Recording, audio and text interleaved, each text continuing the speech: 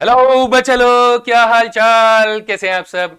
आप सभी का स्वागत करता हूं डिजिफाई प्लस टू चैनल पर। और मैं आज के सेशन के अंदर आप लोगों से बात करने वाला हूं कि सीबीएसई क्लास 12th मैथमेटिक्स को कैसे क्रैक करना है। अगर आप लोगों को दिक्कत हो रही है, आप नहीं समझ पा रहे हैं कि ऐसे कौन सी टेक्निक्स हैं कि हम लोग अपने मार्क्स मैथ्स के अंदर बूस्ट कर सकें, मैक्सिमाइज कर सकें। हम पढ़ तो बहुत ज़्यादा रहे हैं, हम मेहनत भी बहुत ज़्यादा कर रहे हैं, क्वेश्चंस भी प्रैक्टिस कर रहे हैं, तो ऐसी कौन सी चीज़ें हैं जहां पर हमें ध्यान देना चाहिए ताकि हम अपना आउटपुट जो है वो मैक्सिमम लगा सकें, क्योंकि इनपुट तो आप डेफिनेटली 100% दे ही रहे हो अपने लेवल पे, है ना। तो अगर आप लोगों को इनपुट में भी प्रॉब्लम हो रही है तो बेटा अभी अभी हाल ही में हमने यहाँ पर आप लोगों के लिए ऑन स्पेसिफिक डिमांड, ठीक है, सेंचुरी बैच लॉन्च किया है यूट्यूब पर। तो वो फ्री बैच है, तो अभी जाइए लाइव सेक्शन के अंदर, वीडियो को एक बार जरूर देख लीजिएगा, ठीक है। लिंक मैं यहाँ पर आप लोगों को दे दूंगा, तो उस बैच को जरूर आप देख लीजिए और फिर उसके साथ मेरे साथ जुड़िए और आपको धीरे धीरे धीरे धीरे हम लोग पूरा 100 तक की तैयारी करवाएंगे। और आज के सेशन के अंदर मैं क्या बातें करने वाला हूं, स्पेसिफिकली मैं स्ट्रक्चर ऑफ द एग्जामिनेशन आपसे बताऊंगा, सिलेबस बताऊंगा, वेटेज बताऊंगा, स्ट्रैटेजी बताऊंगा। तो क्या ये सारी की सारी चीजें आपके काम की हैं?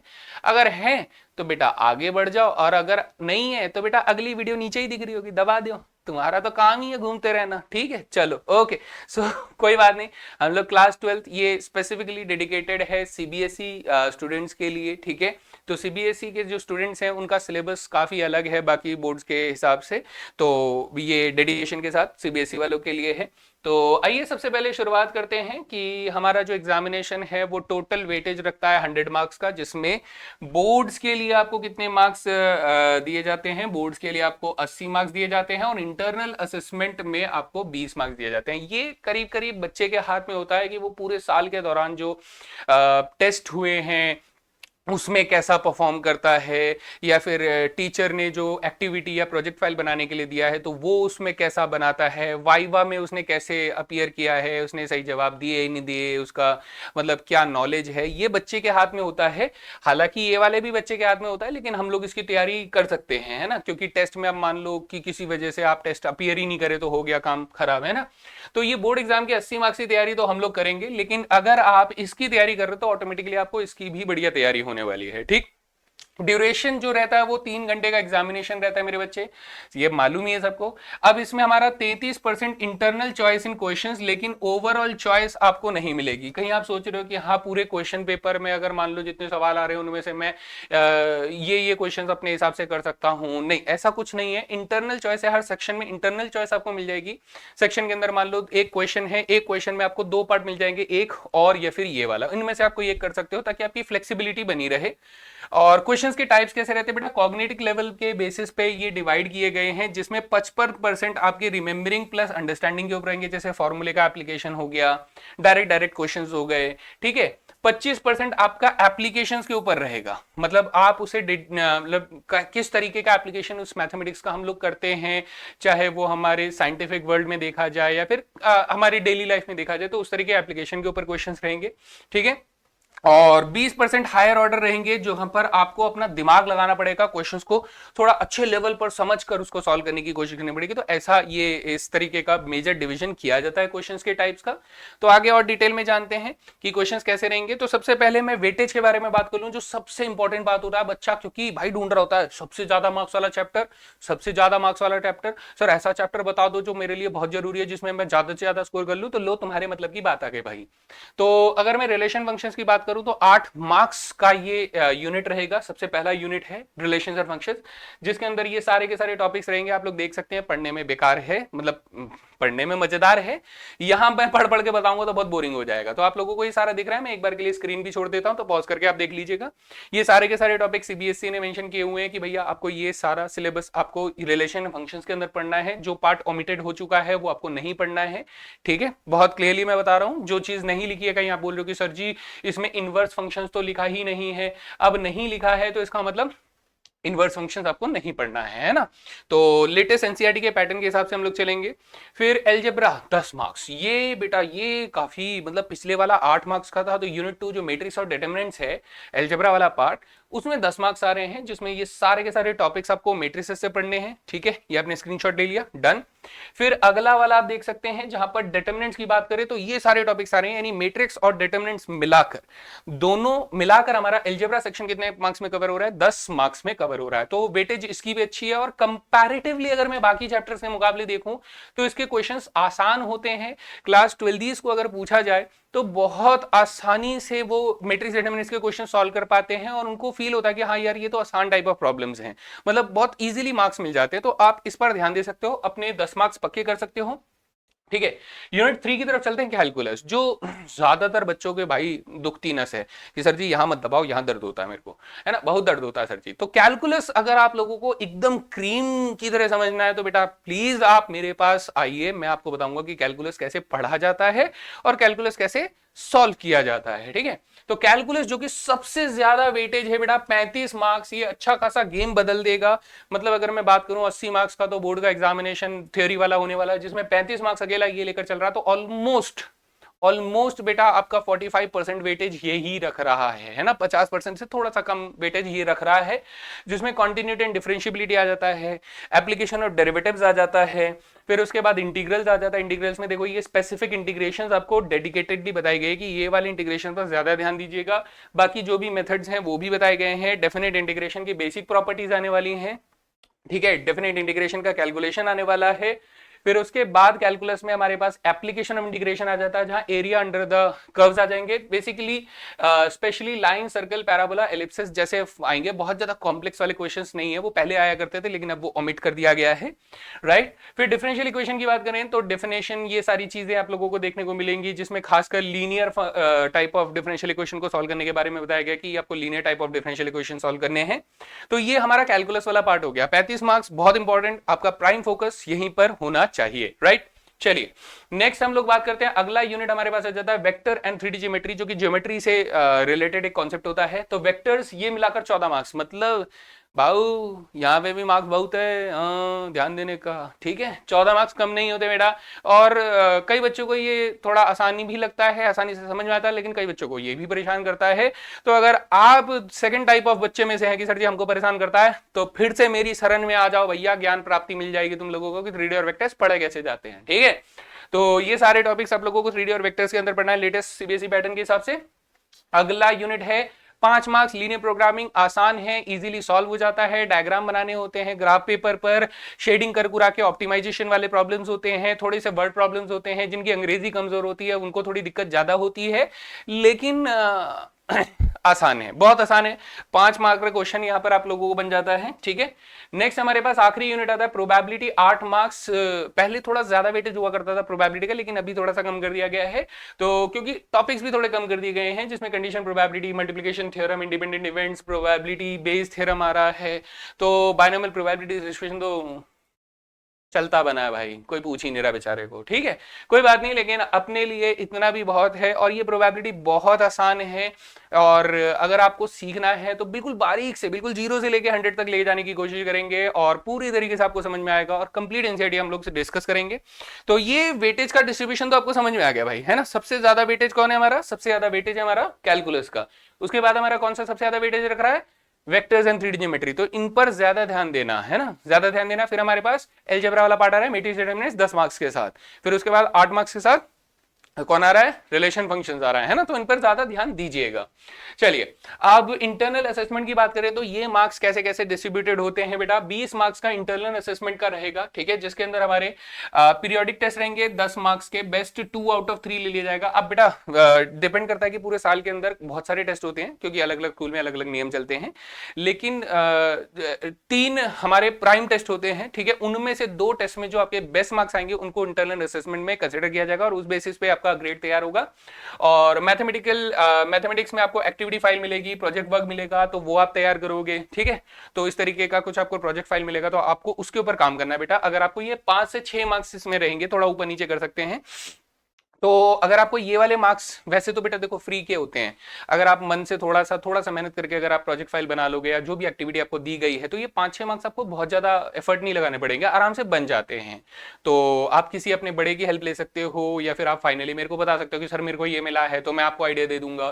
तो ये भी कर सकते हैं, है ना, कि आपको क्या बनाना है। थोड़ा सा मैं यूट्यूब पे वीडियो बना दूंगा, ले भाई ये बना ले, बताओ कितना मजा आएगा, तुम्हारा प्रोजेक्ट फाइल भी तैयार हो रही है हमारे साथ साथ, है। तो ये वाली चीज हो गई। फिर लास्ट में बेटा वाइवा, इससे तो भगवान ही बचा है? जो टीचर तुमसे जो सवालों का बम गिरेगा, फिर तुम्हें हर एक बम से बचना है और फिर उसको पलट के फेंकना भी है जवाब के रूप में।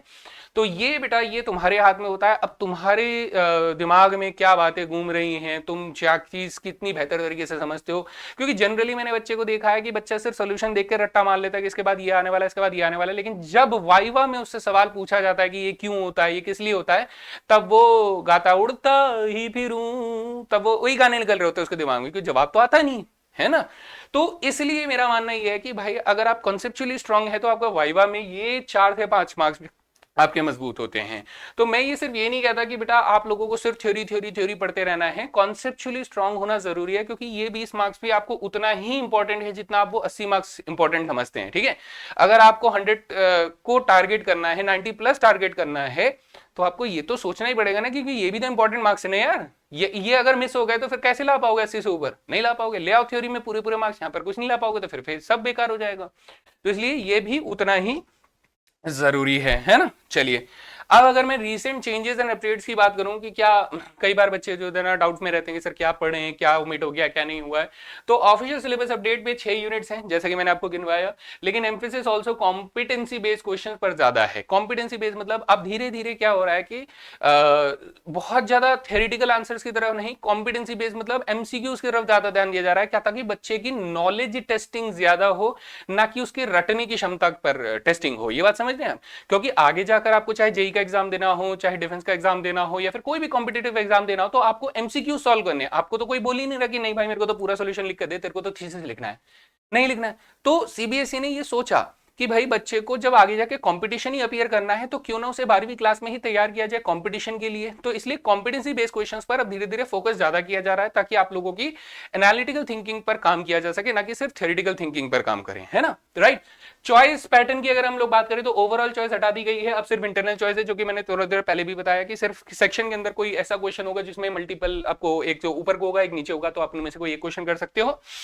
एग्जाम पेपर डिजाइन में अब केस बेस्ड और एप्लीकेशन बेस्ड क्वेश्चंस इंक्लूड होते हैं, है ना। तो अब ज्यादा केस बेस्ड स्टडी क्वेश्चंस होते हैं, कंडीशन बेस्ड हो जाएंगे। अब जैसे हो जाएगा कि भाई मान लीजिए कि रामू जो है एक डब्बा बनाना चाहता है, उस डब्बे के अंदर क्या हो कि कम से कम कार्डबोर्ड यूज हो, लेकिन उसमें ज्यादा से ज्यादा कोई सामान रखा जा सके, ज्यादा से ज्यादा उसमें कुछ चीज होल्ड की जा सके। यानी इन शॉर्ट हम कहेंगे कि इसमें क्या होगा कि वॉल्यूम ज्यादा है। तो अब एक कंडीशन डाल दी गई कि रामू जो है वो एक डब्बा बनाना चाहता है जिसमें कार्डबोर्ड का इस्तेमाल कर रहा है, लेकिन कम से कम कार्डबोर्ड इस्तेमाल हो, ज्यादा से ज्यादा सामान रखा जा सके, सिलेंड्रिकल शेप का होना चाहिए। तो बताओ कैसे किया जाएगा। तो अब ये सवाल हुआ मैक्सिमम का, लेकिन यहां पर कंडीशन डाल दी गई, केस डाल दिया गया। तो अब आप ये बताओगे कि भाई कार्डबोर्ड कम करने का मतलब ऐसा है कि हम लोग कॉस्टिंग कम करना चाहते हैं, कॉस्टिंग करने के साथ साथ हम लोग मैक्सिमाइज क्या करना चाहते हैं ताकि स्पेस यूटिलाइजेशन ज्यादा हो सके। तो ये सारी चीजें रिलेट करनी है कि प्रैक्टिकल लाइफ में इनका क्या एप्लीकेशन हो रहे हैं, राइट।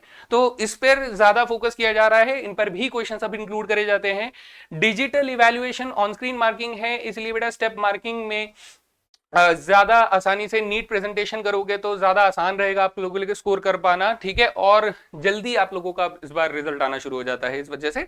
तो नीट प्रेजेंटेशन बहुत जरूरी है।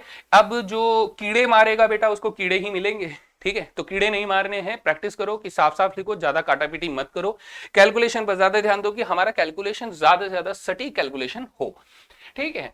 प्रिपरेशन की स्ट्रैटेजी, ओ बाबा ये बहुत जरूरी है रे, इसी के लिए तो हम रुके हुए थे, ठीक है। तो फिर ध्यान से सुनना, कैलकुलस सबसे ज्यादा जरूरी है क्योंकि 35 मार्क्स देके जा रहा है भाई, ठीक है। आ रहा है तो 35 मार्क्स देके जा रहा है। रोज डेरिवेटिव और इंटीग्रेशन की प्रैक्टिस करो बेटा, इंटीग्रेशन को हल्के में मत लो, क्योंकि integration is one of the most typical and difficult problems in the entire syllabus of the class 12th। But उतना ही ये वेटेज भी होल्ड करता है। इंटीग्रेशन के क्वेश्चन ज्यादा मार्कर के क्वेश्चन होते हैं, बढ़िया सवाल होते हैं और डिफरेंशियल इक्वेशन में भी हेल्प करते हैं। वहीं पर डेरिवेटिव्स भी बहुत ज्यादा मतलब स्कोरिंग वाला क्वेश्चन नहीं होता है, मतलब कि हाँ 5 मार्कर क्वेश्चन आ रहा हो, ऐसा नहीं होता है। लेकिन इसका इस्तेमाल इंटीग्रेशन में भी होता है, डिफरेंशियल इक्वेशन में भी होता है, तो ये जरूरी है, समझ रहे हो। तो रोज डेरिवेटिव और इंटीग्रेशन की प्रैक्टिस करो, area under curve and differential equation को शॉर्ट ट्रिक्स के साथ याद करने की कोशिश करो, क्योंकि मैं अगर आपको बताऊं, मैं आपको बताऊं तो इनमें से ज्यादा सवाल आपको एमसीक्यू वाले में पूछ लिए जाएंगे। तो अगर एमसीक्यू में आ जाएंगे तो आपको एमसीक्यू में फायदा होगा ना, राइट। तो शॉर्ट ट्रिक्स को याद रखो कि हाँ भैया साइन एक्स का कर्व अगर 0 से लेके पाई तक इंटीग्रेट कर रहे हैं तो उसका आंसर हमेशा 2 ही आवेगा। अच्छा, तो उसके लिए अब आप निकाल के देखोगे तो अपना टाइम वेस्ट हो जाएगा। अगर एमसीक्यू में मुझे पता है 2 आ रहा है तो आंसर 2 लगा के आगे बढ़ जाएंगे ना भाई। एमसीक्यू में थोड़ी ना रिटर्न सोल्यूशन मांगते हैं, समझे, बूझे कि नहीं बूझे। हाँ, एमसीक्यू में आपको आंसर लगा के बढ़ जाना है कि हाँ भैया क्वेश्चन नंबर 1 का जो आंसर है उसमें 2 आना है, क्वेश्चन नंबर 3 का जो आंसर है उसमें 4 आना है, तो ऐसे करके मार्क करके आगे चल देंगे, बस दैट्स इट। उसमें रिटर्न सोल्यूशन नहीं देना होता है। नेक्स्ट हम लोगों ने वेटेज के हिसाब से सर वेक्टर 3D 14 मार्क्स देकर जा रहा है, तो डायग्राम्स बनाओ, फॉर्मूला शीट बना लो, वेक्टर प्रोडक्ट और डिस्टेंस बिटवीन लाइंस पर स्पेशल फोकस करो, क्योंकि ये सीबीएसई के फेवरेट टॉपिक्स है रे भैया। 2 लाइंस के बीच में डिस्टेंस बताओ, किसी पॉइंट का प्लेन से डिस्टेंस बताओ, ठीक है। और फिर मान लो कि वेक्टर प्रोडक्ट क्या होता है, वेक्टर प्रोडक्ट तो वैसे ही बच्चों को बहुत परेशान करता है भाई, लेकिन है नहीं इतना कुछ, तो इन पर थोड़ा ज्यादा ध्यान दो। और जब 3D पढ़ रहे हो तो ऑब्वियसली बेटा डायग्राम्स पर ज्यादा फोकस करो, because diagrams are really helpful to understand the whole concept of the 3D geometry, right. तो ये वाला पार्ट कैलकुलस कैसे करना है, वेक्टर्स पर कैसे ध्यान देना है, ये चीज हम लोगों ने बात कर ली। फिर हम लोग अलजेब्रा आ रहे हैं, जो कि हमारे पास 10 मार्क्स का वेटेज रख रहा है। डिटरमिनेंट्स की properties, adjoint, inverse question repetitively practice करो। प्रीवियस ईयर क्वेश्चंस पर खासकर ध्यान दो कि हाँ किस तरीके के सवाल पूछे जा रहे हैं, उस तरीके के सवाल आपके कोई प्रैक्टिस मटीरियल में है कि नहीं है, किसी हेल्प बुक में आपने ले रखा है जैसे आर डी शर्मा ले रखा है, तो उसमें उस तरीके के सवालों को ज्यादा प्रैक्टिस करो, क्योंकि ये आपको बहुत रिपीटेटिव क्वेश्चन होते हैं, बहुत सेम पैटर्न के क्वेश्चन होते हैं। ऐसा नहीं है कि हर बार कुछ नया सवाल ही डाला जा रहा है, एक तरीके के ही सवाल होते हैं, और अगर थोड़ा सा डिफरेंस भी है तो प्रॉपर्टी सेम लग रही होती है, ठीक है। तो यहां पर हम लोगों को ये स्पेसिफिक ध्यान देना है। प्रोबेबिलिटी की बात करें तो कंडीशन प्रोबेबिलिटी फेवरेट टॉपिक है, बेस थ्योरम फेवरेट टॉपिक है, मतलब फेवरेट है भैया। बेस थ्योरम से क्वेश्चन नहीं आया तो क्या क्वेश्चन आया भाई, Bayes theorem is the overall favourite topic of class 12 है ना। तो प्रोबेबिलिटी में बेस थ्योरम और कंडीशन, अब बेस थ्योरम समझ नहीं है तो कंडीशनल प्रोबेबिलिटी तो समझनी पड़ेगी, तो ये दोनों जरूरी है। रिलेशन फंक्शंस के अंदर बेटा इनवर्स ट्रिग्नोमेट्री के ग्राफ याद रखिएगा, क्योंकि यहां से आपको क्वेश्चन पूछे जाएंगे। और प्रॉपर्टीज जो है वो रिवाइज करो, और रिलेशंस के जो टाइप्स ऑफ फंक्शंस हुए या टाइप्स ऑफ रिलेशंस हुए इन पर भी ध्यान देना है, क्योंकि इनके ऊपर भी क्वेश्चन देखे जाते हैं। अब जनरली मैं अगर एक्सपेक्ट करूं तो रिलेशंस के टाइप्स और फंक्शन के टाइप्स के बीच में चॉइस आती है, और तो इस बार आ जाए, है ना। तो लीनियर प्रोग्रामिंग बेटा ये आसान होती है, ग्राफिकल मेथड को डायग्राम के साथ सॉल्व करना सीखो, कि जो आपके पास वर्ड प्रॉब्लम्स है, वर्ड प्रॉब्लम्स पर ज्यादा फोकस करना, क्योंकि जनरली आपको डायरेक्ट ग्राफिकल क्वेश्चन नहीं आएगा, वर्ड प्रॉब्लम आएगा। वर्ड को पहले आप इक्वेशन में कन्वर्ट करोगे, इक्वेशन को फिर आप ग्राफिकल सोल्यूशन में कन्वर्ट करके आंसर करोगे। तो ये वाले मेथड पर ध्यान दीजिएगा। तो ये सारी चीजें हमारी पूरा पैटर्न रहेगा। अब बात करते हैं कि क्वेश्चन टाइप्स क्या है और सेक्शंस क्या है। ये बहुत सारे बच्चों को पता ही नहीं होता, क्योंकि वो जानने की कोशिश नहीं करते हैं, लेकिन कोई बात नहीं, मैं हूं ना, मैं सबको बताऊंगा। अब जब आप क्वेश्चंस के टाइप्स को समझ जाते हो ना, तो आप उस हिसाब से अपनी स्ट्रैटेजी को सेट करते हो कि मुझे कैसे तैयारी करनी चाहिए, कहां पर ज्यादा ध्यान देना चाहिए, कहां पर कम ध्यान देना चाहिए। इन बातों का भी पता होना बेहद जरूरी है बेटा। जैसे सेक्शन ए के अंदर 18 एमसीक्यूज, भाई साहब 18 एमसीक्यूज, और 2 असर्शन रीजन क्वेश्चन आएंगे, सबके सब 1 मार्क्स ईच। 18 एमसीक्यूज, अच्छा खासा वेटेज है भाई। 20 सवाल सिर्फ और सिर्फ इस बात पे कि तुम्हें क्वेश्चन देखना है और आंसर निकालकर टिक करना है कि इसका सही जवाब ये है, और अपने आंसर शीट में लिख देना है कि क्वेश्चन नंबर 1 का आंसर ए है, क्वेश्चन नंबर 2 का आंसर बी है, क्वेश्चन नंबर 3 का आंसर सी है। कोई कुछ नहीं, रफ सॉल्यूशन निकालकर आप सॉल्व करके आगे बढ़ सकते हो। सेक्शन बी के अंदर 5 very short answer VSA type questions आपको मिलेंगे, जिसके 2 मार्क्स ईच मिलेंगे। अब वेरी शॉर्ट आंसर कैसे होते हैं, जिनमें 2 से 3 लाइन के अंदर अंदर कोई क्वेश्चन सॉल्व हो जाता है, छोटी मोटी प्रॉपर्टी लगाकर आप क्वेश्चन को सॉल्व कर देते हो, तो वीएसए टाइप क्वेश्चन हो जाएंगे, ठीक है। सेक्शन सी के अंदर 6 शॉर्ट आंसर टाइप क्वेश्चन मिलेंगे, जो कि 3 मार्क्स देकर जाएंगे। शॉर्ट आंसर टाइप जो कि बेटा आधे पन्ने में सॉल्व होते हैं, ठीक है। आधे पन्ने में, जैसे मान लीजिए कोई डेरिवेटिव का क्वेश्चन है जिसमें सेकंड ऑर्डर डेरिवेटिव आपको निकालने के लिए बोल रहा है, तो कभी कभी ऐसे क्वेश्चन को सॉल्व करते हुए हमें आधा पन्ना लग जाता है, तो इस तरीके के क्वेश्चन को आपको 3 मार्क्स दिए जाएंगे, राइट। फोर्थ जो है बेटा, फोर्थ सेक्शन जो 4 लॉन्ग आंसर टाइप क्वेश्चंस होंगे बेटा, 5 मार्कर क्वेश्चंस होंगे। इसमें होंगे बड़े बड़े सवाल, जैसे मैक्सिमम मिनिमा का लंबा सवाल कि भैया बताओ ऐसे ऐसे सर्कल के अंदर एक क्या बोलते हैं स्फीयर के अंदर एक कोन को फिट किया गया है तो उस कोन की मैक्सिमम वॉल्यूम क्या होगी अगर स्फीयर का रेडियस आर है, ऐसे ऐसे क्वेश्चन। या फिर 3D ज्योमेट्री में कि भैया दो लाइंस हैं, उन दो लाइंस में से एक लाइन में से हम लोगों ने परपेंडिकुलर ड्रॉप किया तो दूसरी लाइन पे कहां पर जाकर ड्रॉप होगा, इस तरीके के सवाल। प्रोबेबिलिटी का बेस थ्योरम का क्वेश्चन हो सकता है भाई, है ना, बढ़िया बढ़िया सवाल। मैट्रिसेस में इनवर्स ऑफ मैट्रिक्स ढूंढने का क्वेश्चन हो सकता है, डिटरमिनेंट्स में लीनियर इक्वेशंस को सॉल्व करने वाला क्वेश्चन हो सकता है। तो बहुत वैरायटी के क्वेश्चंस, ये बहुत डिफाइंड टाइप ऑफ क्वेश्चंस होते हैं, ऐसा नहीं है। मतलब आप अगर ढंग से देखो ना तो आप 5 मार्कर क्वेश्चंस को तो यूं ही बता दोगे कि ये वाला क्वेश्चन पेपर में आ सकता है, ये क्वेश्चन में आ सकता है, ये वाला आ सकता है। तो ये बहुत एक्सपेक्टेड, मोस्ट एक्सपेक्टेड क्वेश्चंस की सेट बनाते हैं। तो ऐसे क्वेश्चंस को भी मैं आप लोगों को मार्क करवा दूंगा कि ऐसे क्वेश्चंस आपको करने हैं, राइट। और फिर उसके बाद सेक्शन ई में 3 केस बेस्ड क्वेश्चन, जो कि मैंने बताया कंडीशन बेस्ड क्वेश्चन। ये हालांकि काफी हद तक मिलते जुलते सवाल होंगे, लेकिन इसमें कंडीशन बेसिस पर ये क्वेश्चंस पूछे जाएंगे। आपको एक कहानी बताई जाएगी या फिर एक कंडीशन दिया जाएगा, एक केस दिया जाएगा, आपको उसको एनालाइज करते हुए सॉल्यूशन देना, और सॉल्यूशन के बाद वो आपसे कोई ना कोई एक मैसेज भी पूछेगा कि आपको इस पूरे कंडीशन के अंदर क्या बात समझ में आती है। आप अपने अपने भाव उसमें प्रेडिक्ट करोगे कि भैया इसमें हमें ये बात समझ में आई कि ऐसे ऐसे इसको ऐसा करना चाहिए, इससे ये फायदा होगा, ये नुकसान होगा। आप अपने कुछ जो भी आपके मन में आता है वो बात आप बताओगे। ऑब्वियसली बात है, थोड़ी जेन्युइन बात होनी चाहिए, कुछ भी नहीं लिख कर आना है, ठीक है। तो इसके हर एक क्वेश्चन के 4 मार्क्स मिल जाएंगे। तो ये कंप्लीट हमारा 80 मार्क्स का डिस्ट्रीब्यूशन हो जाता है। टोटल क्वेश्चन आपके 38 कंपलसरी क्वेश्चन होंगे। इंटरनल चॉइस आपको मिल जाएगी, जैसे कि मैंने बताया, किसी एक क्वेश्चन में 2 क्वेश्चन आपको होंगे, उनमें से किसी एक को सॉल्व करना है। लेकिन ये 38 के 38 सारे के सारे कंपलसरी होंगे, ठीक है। आपको सारे क्वेश्चन सॉल्व करने होते हैं। इंटरनल चॉइस जैसा कि मिल जाएगा BCDE में से एक, क्योंकि उसमें तो एमसीक्यू है, उसमें तो कोई चॉइस नहीं मिलेगी। लेकिन सेक्शन BCDE इनमें से आपको फ्लेक्सिबिलिटी दी जा सकती है। कॉम्पिटेंसी बेस्ड फोकस, मैंने जैसे कि बताया कि अब कंपटीशन पर ज्यादा फोकस किया जाता है कि हाँ एमसीक्यूज, असर्शन बेस्ड क्वेश्चंस या फिर केस स्टडी मटेरियल्स जो है ना, इनके ऊपर थोड़ा ज्यादा फोकस किया जा रहा है, ताकि बच्चे की एनालिटिकल थिंकिंग ज्यादा स्ट्रांग हो। ये नहीं कि सिर्फ बच्चा किताबी कीड़ा बन जाए। तो किताबी कीड़े से बेहतर एक इंसान बनाने के लिए अब CBSE फोकस कर रहा है। तो ये सारी चीजों का ध्यान रखते हुए हम लोग पूरे सिलेबस की तैयारी करेंगे। कहां करेंगे, कहां करेंगे, कमेंट सेक्शन में बताओ, है, ठीक है। सो दैट्स इट बेटा, ये सारी की सारी स्ट्रेटेजी आई गेस आप लोगों को पसंद आई हो। तो आप इसी चीज को फॉलो कीजिए, मेरे साथ फॉलो कीजिए, और देखते हैं कि कितना बेहतरीन हम लोग अपना आउटपुट निकाल सकते हैं। तो इसी के साथ हम लोग विदा लेते हैं बेटा, और सेशन के अंदर मिलेंगे। स्टार्ट हो रही है क्लासेस हमारी 3 अक्टूबर से, तो मिलना ना भूलिएगा। जय हिंद।